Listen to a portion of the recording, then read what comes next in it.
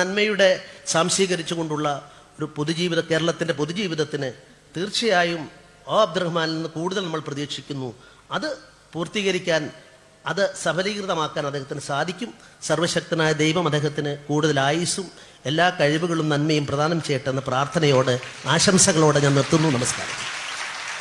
പ്രിയമുള്ളവരെ, advocate P S ശ്രീധരൻപിള്ളയെ നമ്മൾ ഇഷ്ടപ്പെട്ടത് അദ്ദേഹം ഫാഷിസ്റ്റ് ആയതുകൊണ്ടല്ല, അദ്ദേഹത്തിൻ്റെ ഫേസ് ഇഷ്ടമായതുകൊണ്ടാണ്.